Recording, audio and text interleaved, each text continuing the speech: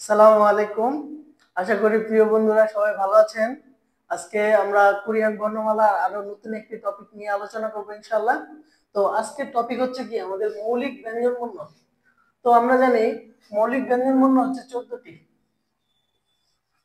তো এই 14টি বর্ণ, এই বর্ণমালার উচ্চারণ এবং শব্দের প্রথমে, মাঝে, শেষে বা বাদ-চিহ্নে বসলে যে এর উচ্চারণ স্থানটা ভিন্ন হয়ে যায় সে বিষয়টা নিয়ে আলোচনা করব। প্রিয় বন্ধুরা খেয়াল করো, আমরা আগে কি মৌলিক ব্যঞ্জন বর্ণ 14টি জেনে নিই। ইংরেজি বর্ণ 7 এর মতো দেখা যায়। কিসের মতো? 7 এর মতো দেখা যায়। বর্ণটির নাম হচ্ছে গিয়ক। কি নাম? গিয়ক। হ্যাঁ। ইংরেজি বর্ণ এল, বর্ণটি হয়ে যায় নিউন। কি হয়ে যায়? নিউন। আমাদের থার্ড ব্র্যাকেট, গণিতের থার্ড ব্র্যাকেট, এই বর্ণটিরে কোরিয়ান বর্ণমালায় বলা হয় দ্বিগুণ। আমরা ইংরেজি বর্ণ জেড লিখি, তাই না? সেই জেটের মতো করে, জেটের মধ্যে থাকে 3টা মার্ক, কিন্তু এখানে দেখো 4টা হয়ে গেছে। এই বর্ণটারে বলা হয় রিউল। চতুর্ভুজ, এই বর্ণটির নাম হচ্ছে মিউ। তাহলে আমরা যে বর্ণগুলো লিখছি এই বর্ণগুলোর উচ্চারণ স্থানটা লিখে নিই। তাহলে 7 এর মতো দেখা যায়, বর্ণটির নাম হচ্ছে গিয়ক। কি নাম? গিয়ক। ইংরেজি বর্ণ এল এর মতো দেখা যায়, বর্ণটির নাম হচ্ছে নিউন। থার্ড ব্র্যাকেট, বর্ণটির নাম হচ্ছে দ্বিগুণ। কি নাম? দ্বিগুণ। পরবর্তী দেখো, ইংরেজি বর্ণ জেড এর মতো দেখা যায়, বর্ণটির নাম হচ্ছে রিউল।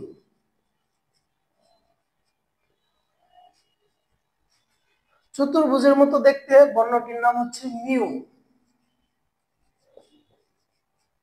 পরবর্তীতে খেয়াল করো, উল্টা এ এর মতো, হ্যাঁ, এ এর মতো উল্টায় দিলে হয়ে যায় বিউ। কি হয়ে যায়? বিউ। পরবর্তী বর্ণটি হচ্ছে কি একটি ঘরের মতো। কিসের মতো? ঘরের মতো। বর্ণটির নাম হচ্ছে ফিউ।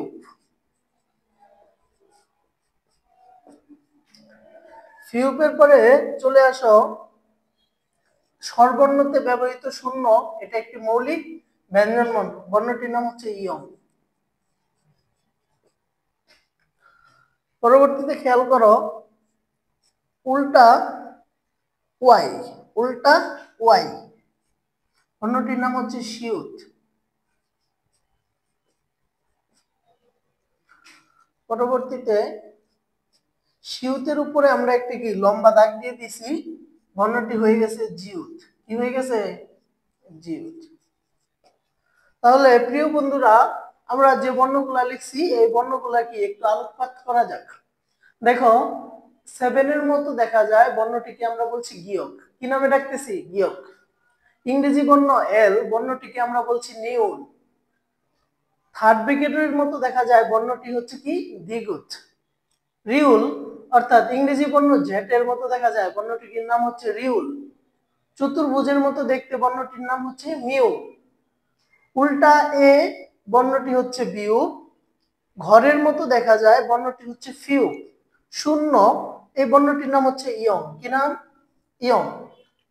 পরে প্রিয় বন্ধুরা খেয়াল করো, উল্টা ওয়াই, বর্ণটা কি? ওয়াই। এরকম কি এই ওয়াইটাকে কি আমরা যখনই উল্টা করে দিছি তখনই কি শিউত হয়ে গেছে। কি হয়ে গেছে? শিউত। এই শিউতের মধ্যে আমরা একটা উপরে একটা কি দাগ দিয়ে দিছি, হয়ে গেছে জিউত। তাহলে প্রিয় বন্ধুরা খেয়াল করে দেখো, মাঝখানের প্রতিটা বর্ণের মধ্যে আমরা কি একটা করে দাগ দিছি, তাই না?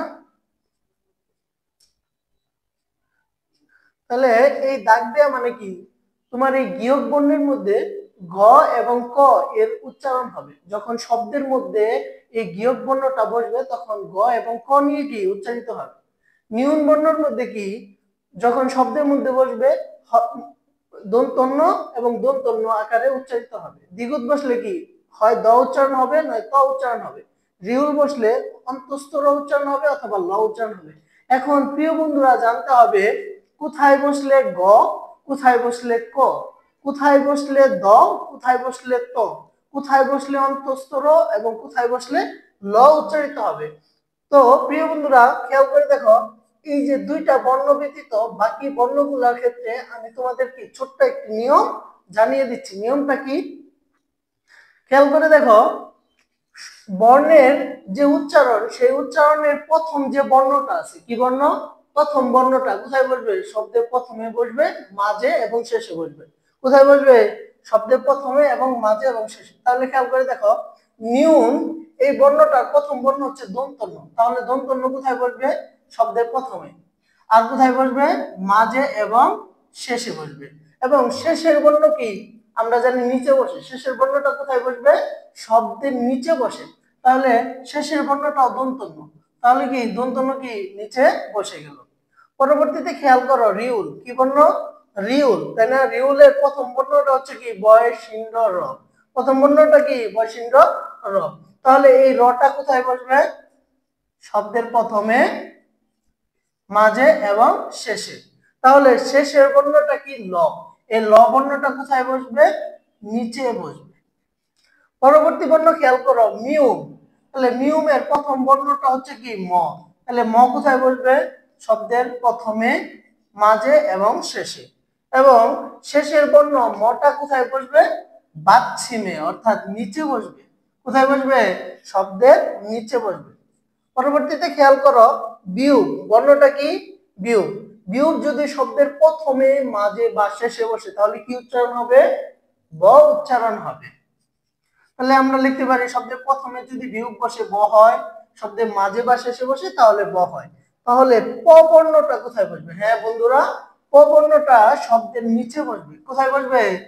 নিচে বসবে।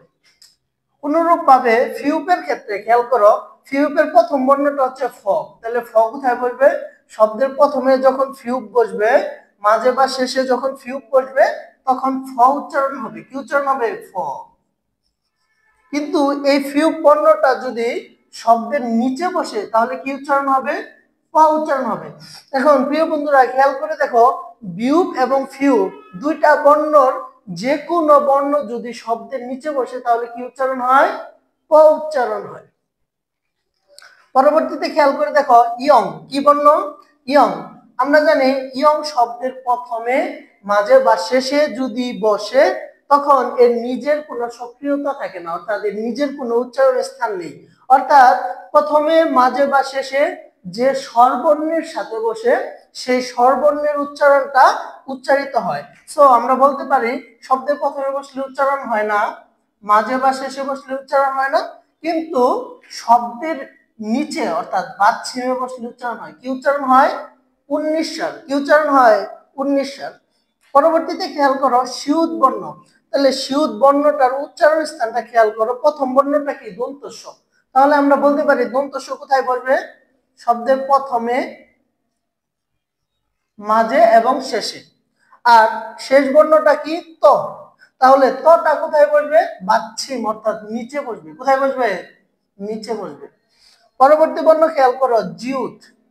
জিউত বর্ণটা উচ্চারণ স্থানের দিকে খেয়াল করলে প্রথম বর্ণটা কি? বর্গীয় জ। তাহলে বর্গীয় জ কোথায় বসবে? শব্দের প্রথমে, মাঝে এবং শেষে, তাই না? হ্যাঁ। তাহলে জিউতের শেষের বর্ণটা কি? ত। তাহলে তটা কোথায় বসবে? নিচে বসবে। এখন প্রিয় বন্ধুরা খেয়াল করে দেখো, আমরা বর্ণগুলা লিখছি এবং সাথে উচ্চারণ স্থানও লিখছি। এখন দুইটা বর্ণ বাদ আছে। কয়টা বর্ণ? দুইটা বর্ণ বাদ আছে। এখন খেয়াল করে দেখো, এই দুইটা বর্ণের উচ্চারণ স্থানটা কি? সামান্য একটু ভিন্ন। কিরকম? গিয়ক যদি শব্দের প্রথমে বসে তাহলে খ উচ্চারণ হয়। কি উচ্চারণ হয়? খ উচ্চারণ হয়। এবং বাকি সবকিছু কি? সেম। তাহলে গিয়ক যদি শব্দের মাঝে বা শেষে বসে তাহলে গ, এবং শেষের বর্ণ কি আছে? ক আছে, তাই না? তাহলে গিয়ক যদি শব্দের নিচে বসে, কোথায় বসে? নিচে বসে, তাহলে ক উচ্চারিত হয়। অনুরূপ ভাবে দ্বিগুদের ক্ষেত্রেও আসি, দ্বিগুদ শব্দের প্রথমে বসলে থ উচ্চারিত হয়। বাকিগুলা কি? সেম, অনুরূপ আগের যে আমরা টেকনিক ফলো করছি সেই টেকনিক অনুযায়ী। তাহলে প্রথম বর্ণ কি আছে? দ। তাহলে মাঝে বা শেষে যদি দ্বিগুদ বসে দ উচ্চারণ হয়, এবং শব্দের নিচে বসলে ত উচ্চারিত হয়। কেন ত উচ্চারিত হয় শব্দের নিচে বসলে? কারণ শেষ বর্ণটা কি রয়েছে? ত রয়েছে। এখন প্রিয় বন্ধুরা, এই যে আমরা বর্ণমালার উচ্চারণ এবং উচ্চারণ স্থান জানলাম, তাহলে কি আমরা সামান্য একটু কি প্রয়োগ করে দেখা যাক যে হ্যাঁ আমরা যেটা শিখছি সেটা সঠিকভাবে শেখা হয়েছে কিনা। খেয়াল করে দেখো, এখানে কি আমরা একটা শব্দ লিখছি। কি লিখছি? একটা শব্দ লিখেছি, তাহলে গিয়ক লিখছি, প্রথম বর্ণটা কি গিয়ক। তাহলে শব্দের প্রথমে যদি গিয়ক বসে তাহলে কি উচ্চারণ হয়? খ উচ্চারণ হয়। কি উচ্চারণ হয়? খ উচ্চারণ হয়। তাহলে খ এর সাথে খেয়াল করে দেখো আ আছে। কি আছে? আ। হ্যাঁ, তাহলে এই যে আমরা আ দিয়ে দিলাম। পরবর্তীতে দ্বিগুত আছে, তাই না? আমরা লিখছি দ্বিগুতের উচ্চারণ স্থান শব্দের প্রথমে বসলে থ, মাঝে বা শেষে বসলে দ এবং নিচে বসলে ত। তাহলে প্রিয় বন্ধুরা খেয়াল করে দেখো দ্বিগুতটা কি শব্দের শেষে আছে। কোথায় আছে? শেষে আছে।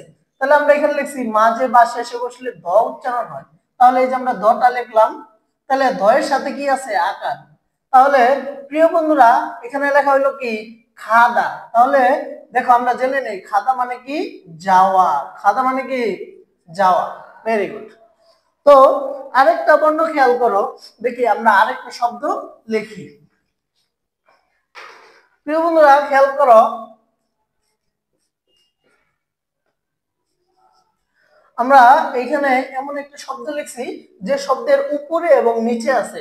সাধারণত আমাদের বাংলা বর্ণমালায় এই নিচের বর্ণগুলা খুব একটা দেখা যায় না, হ্যাঁ, কিন্তু কোরিয়ান বর্ণমালায় কি বা কোরিয়ান শব্দ শব্দ বা সেন্টেন্সের ক্ষেত্রে নিচের দিকে বর্ণগুলা কি প্রচুর খেয়াল করে যায়। তাহলে এই শব্দগুলা আমরা কিভাবে উচ্চারণ করব? দেখো প্রিয় বন্ধুরা খেয়াল করো, এখানে একটা ব্যঞ্জন বর্ণ আছে, সাথে একটা স্বরবর্ণ আছে। তাহলে এটা উচ্চারণ স্থানটা হবে কি? ব প্লাস স প্লাস ব, অর্থাৎ ব্যঞ্জন বর্ণ স্বরবর্ণ এর পরবর্তীতে কি ব্যঞ্জন বর্ণ উচ্চারিত হবে। তাহলে খেয়াল করো প্রথমে আছে কি? মিউম বর্ণ আছে। কি বর্ণ আছে? মিউম। তাহলে মিউম যদি শব্দের প্রথমে বসে তাহলে কি উচ্চারণ হয়? ম। তাহলে ম এর সাথে কি আছে? আকার। এবং নিচে আছে রিউল। খেয়াল করে দেখো রিউল বর্ণ আমরা লিখছি, যদি শব্দের নিচে বসে তাহলে ল উচ্চারিত হয়।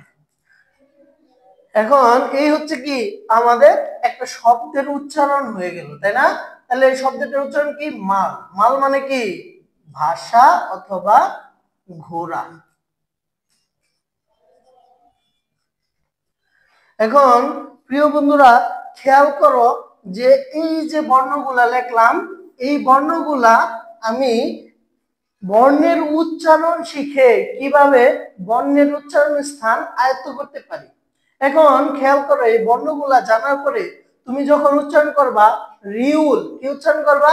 রিউল। তার মানে তোমার মাথায় রাখতে হবে প্রথম বর্ণটা কি শব্দের প্রথমে, মাঝে এবং শেষে বসে, এবং শেষের বর্ণটা কোথায় বসে? শব্দের নিচে বসে। তাহলে আশা করছি কি এই যে উচ্চারণগুলা এইভাবে মুখস্থ করার প্রয়োজন হবে না, যে রিউল শব্দের প্রথমে বসলে অন্তঃস্থ, শব্দের প্রথমে বসলে অন্তঃস্থ, মাঝে বা শেষে বসলে অন্তঃস্থ, এভাবে কি তোমার উচ্চারণ করার দরকার নেই। জাস্ট তুমি মনে রাখবা কি রিউল, এবং এই যে রিউল হইলে কি এই প্রথম বর্ণটা কি শব্দের প্রথমে, মাঝে এবং শেষে বসবে, এবং শেষের বর্ণটা কি শব্দের নিচে বসবে। তাহলে খেয়াল করে দেখো শিউল, তাহলে প্রথম বর্ণ শিউল, তাহলে প্রথম বর্ণ দন্তস্ব। দন্তস্ব কোথায় বসবে? শব্দের প্রথমে, মাঝে এবং শেষে। আর শেষের বর্ণটা কোথায় বসবে? শব্দের নিচে বসবে। আশা করি প্রিয় বন্ধুরা তোমরা এই বর্ণমালাগুলা বুঝতে পেরেছো। আসো আমরা পরবর্তী বর্ণগুলাতে চলে যাই।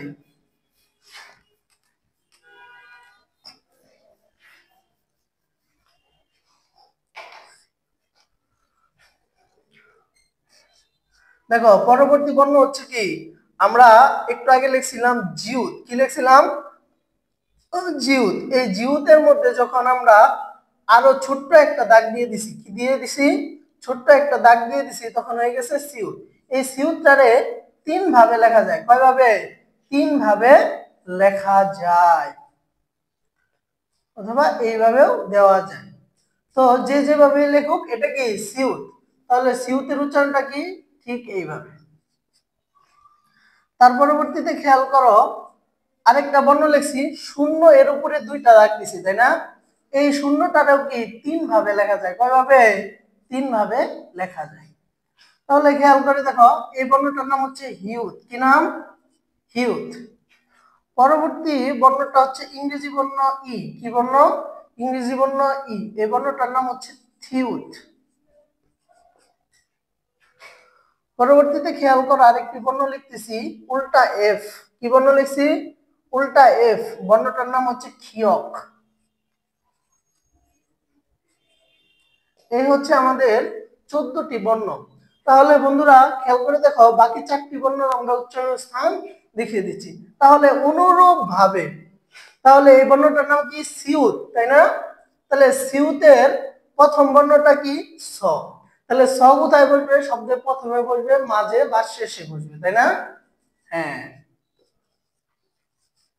এবং সিউতের শেষের বর্ণটা ত। তাহলে শব্দের নিচে যদি সিউত বসে তাহলে কি উচ্চারিত হবে? ত উচ্চারিত হবে। পরবর্তী বর্ণটা খেয়াল করো, হিউত। তাহলে প্রথম বর্ণ কি? হ। তাহলে শব্দের প্রথমে বসলে হ, মাঝে বা শেষে বসলে হ, এবং হিউত নিচে বসলে কি? ত উচ্চারিত হচ্ছে, তাই না? ত সাউন্ড আসছে, অর্থাৎ শব্দের নিচে বা বাচ্চামে বসলে ত। পরবর্তী বর্ণ খেয়াল করো, থিউত। কি বর্ণ আছে? থিউত। তাহলে প্রথমে বসলে থ, মাঝে বা শেষে বসলেও থ, আর নিচে ত সাউন্ড আসতেছে যেহেতু, তাহলে নিচে বসাই দিবা, ত উচ্চারিত হয়ে যাবে। পরবর্তী বর্ণ খেয়াল করো, ক্ষিয়ক। কি বর্ণ আছে? ক্ষিয়ক। তাহলে শব্দের প্রথমে যদি ক্ষিয়ক বসাই তাহলে খ উচ্চারণ হবে, মাঝে বা শেষে বসাইলেও খ উচ্চারণ হবে, নিচে বসাইলে ক উচ্চারিত হবে। তো প্রিয় বন্ধুরা, আশা করি কি আজকের মৌলিক ব্যঞ্জন বর্ণের ক্লাসটি তোমরা বুঝতে পেরেছো, এবং ক্লাস পরবর্তী কোনো মন্তব্য যদি থাকে আমাদের কমেন্ট বক্সে জানাও, এবং ক্লাসটি যদি ভালো লাগে সাবস্ক্রাইব করে পাশে থাকো। ধন্যবাদ। আসসালামু আলাইকুম।